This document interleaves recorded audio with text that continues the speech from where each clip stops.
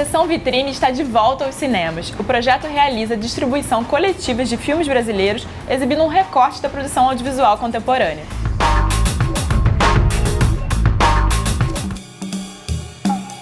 Oi, eu sou a Thalita Arruda, coordenadora e curadora da Sessão Vitrine Petrobras, que é um projeto que foi criado pela Vitrine Filmes em 2011. Esse projeto prevê a distribuição coletiva de filmes nacionais, incluindo coproduções internacionais, prevendo uma estreia a cada 2 semanas, com sessões com debates, ingresso a preço reduzido.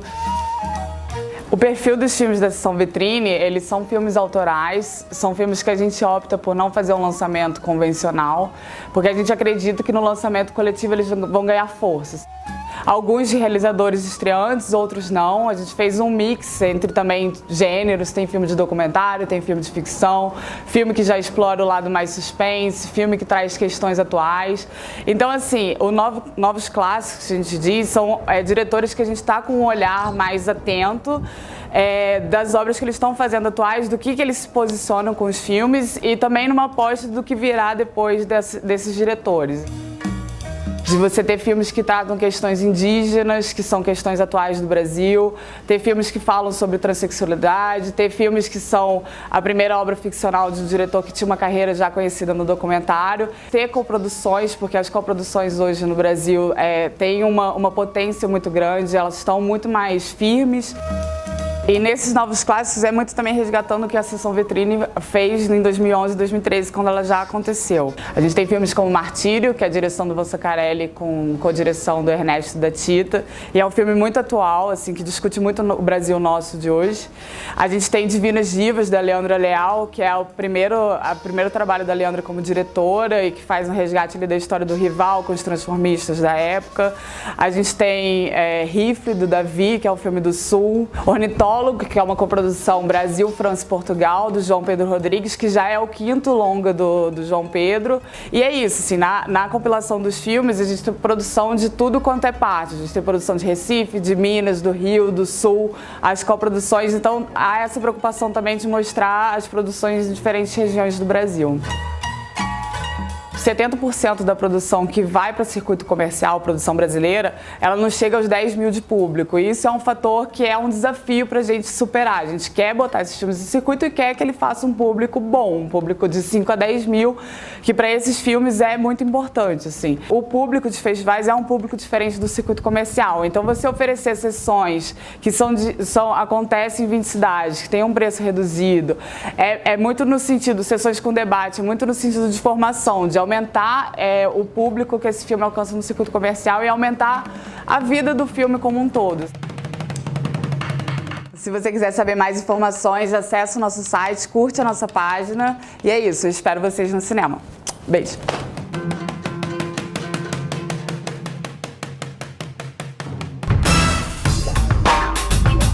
Depois de passar boa parte da sua carreira se focando em uma arte mais política e engajada, Jean Guido Bonfante inaugura agora em março uma exposição com 58 trabalhos inéditos que se concentram mais na estética da arte, ou na arte pura, como ele gosta de dizer.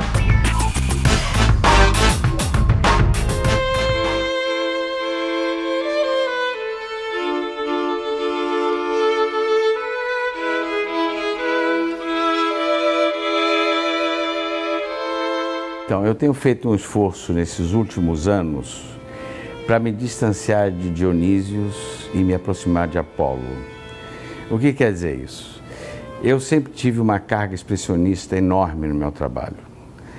É uma carga pesada, vamos dizer assim, né? Quer dizer, eu de alguma maneira tenho mostrado ou externado um lado não fácil da humanidade, né?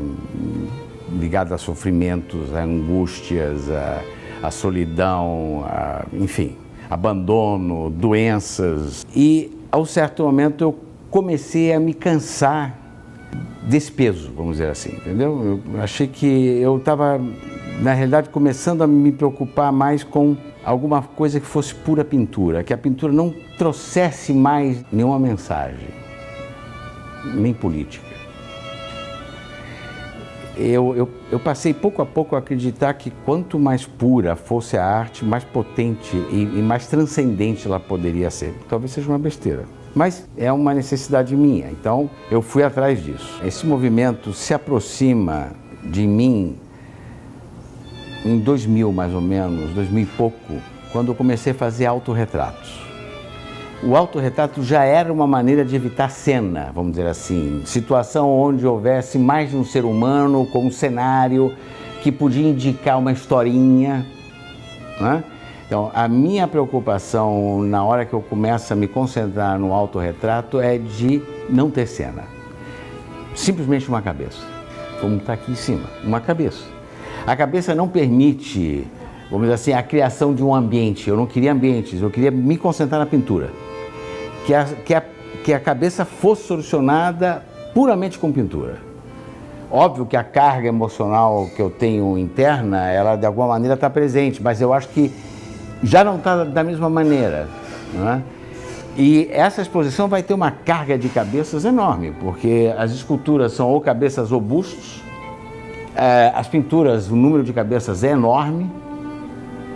A minha preocupação realmente, o meu desejo é de chegar mais perto do prazer visual, puro. Apesar da figuração estar presente, diluir a angústia, entendeu? E chegar a um prazer estético sem carregar consigo angústias ou sei lá, sofrimentos de alguma espécie.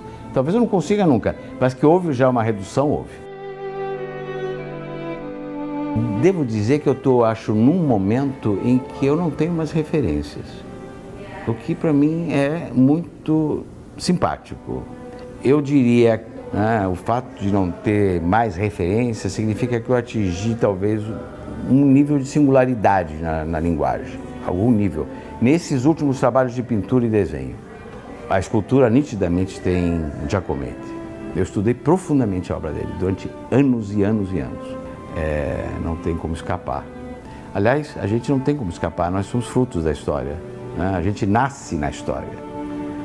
A gente tem que dialogar com o passado para levar adiante, né, o bastão dos que fizeram obras anteriores para o futuro, né? A gente vai realmente pegando bastante e passando para a próxima geração, né? Uma coisa mais ou menos assim que funciona, né? A obra de Walter Benjamin atravessa diferentes campos do saber, desafiando as classificações tradicionais. A Marcela Oliveira conversou com a gente sobre o pensamento do filósofo alemão. O Walter Benjamin é um filósofo contemporâneo, né, que viveu a virada do século XIX para o século XX. Então, ele tem muito a falar desse período, das transformações radicais pelas quais ele passou, transformações também de aspectos terríveis da primeira metade do século XX, né? O próprio regime totalitário do nazismo, do qual ele foi vítima, né? Ele era alemão e judeu, então ele precisou fugir do nazismo e durante a vida dele ele não foi exatamente reconhecido, né? Ele sofreu do que a amiga dele, Hannah Arendt, também judia e alemã, chamava de fama póstuma. Então, o que eu acho interessante no Benjamin, especialmente, é um pensador que está sendo muito reconhecido já. Eu acho que a gente já não pode dizer que ele fica à margem exatamente, mas ao mesmo tempo ele continua apresentando pra gente uma dificuldade que é encaixar ele, localizá-lo num certo esquadro classificatório, determinado, especializado de alguma área. Então a gente encontra o Benjamin em diferentes departamentos da universidade, em diferentes estantes da biblioteca, da livraria, e eu acho que isso também é o que ele tem de rico. Ele se interessou especialmente pela arte, o pensamento filosófico dele se fez em grande medida nas suas críticas literárias. Ele se apresentava como um crítico literário. Então, se é difícil a gente identificar o que ele é, porque, enfim, ele tem um estilo muitas vezes poético, como nesses fragmentos da infância em Berlim por volta de 1900. Ele foi um tradutor, ele traduziu Proust para o alemão, falou sobre história, ele falou sobre a sociedade, sobre as transformações da sociedade moderna. Então ele tem um escopo, ele fala sobre psicanálise, ele fala sobre a infância, evidentemente, no encontro rico com Proust, fala sobre a poesia de Baudelaire, um dos encontros mais férteis assim, do pensamento do Benjamin. Então eu acho que a gente pode perceber que o pensamento filosófico do Benjamin se dava no encontro com essas diferentes áreas. Eu acho que talvez esse vigor da obra dele, essa singularidade, de se interessar pelos mais diversos temas. Tem tudo a ver, me parece, que com a criação, a construção textual, a construção através de imagens no texto. Ele pensava imageticamente, metaforicamente. E a metáfora, no geral, a gente associa à arte, não à filosofia, não à ciência, né? Não ao saber. E ele confunde um pouco a gente nesse sentido. O cantor e compositor Pedro Luiz fala da sua agenda de shows que ele realizará em março no Rio de Janeiro com a turnê do seu último trabalho, O Aposto. Saca só. Pingos na calçada, sou só chuva e lágrimas. Vem já antes que anoiteça, tecer noites e páginas.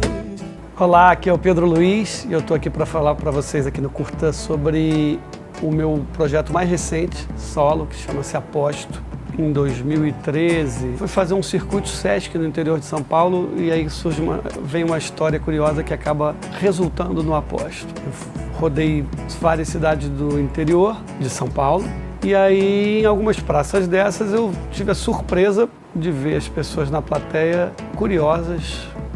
Uai, essa música é dele? Essa música também é dele? Isso ficou me instigando. E quando eu fui dar sequência a esse projeto, já com a intenção de transformá-lo num DVD, eu fiquei instigado em fazer uma brincadeira com isso. Aposto que você não sabia que essa música era minha. Que é uma coisa engraçada, tem humor, mas tem uma queixa também de que os autores muitas vezes, no caso eu sou até autor e intérprete, mas os autores muitas vezes não têm as suas músicas reconhecidas como suas, né? Por um lado bom, que são os intérpretes que tomam para si a canção de uma maneira que acabam virando donos dela. E o lado que eu não acho tão bom é que a falta de crédito que, em geral, os meios de comunicação exercem, né? Não dão o crédito devido, às vezes, quando falam dos intérpretes. E os autores ficam relegados um pouco ao esquecimento, que eu acho que é uma descultura, é uma forma de desinformar. Mas com humor eu quis transformar essa sensação, o incômodo e o divertimento numa canção que condensasse essa história. Te mostro aquilo que é nosso e você não conhecia. Expresso minha alegria na surpresa do seu rosto. Aposto que não sabia. Aposto, essa música era minha. Eu aposto que eu estou rodando com ele aí já tem mais ou menos 2 anos e vou estar fazendo uma sequência de shows, uma turnê pelos Sescs do estado do Rio de Janeiro. Então é isso, e Paulino vai estar lá comigo firme e forte. A gente vai estar oferecendo um Aposto bem maneiro e renovado para vocês. Na hora que a luz acende, no tempo que o olho abre, o verbo pede passagem e a música inicia. Te mostro aquilo que é nosso e você não conhecia. Expresso minha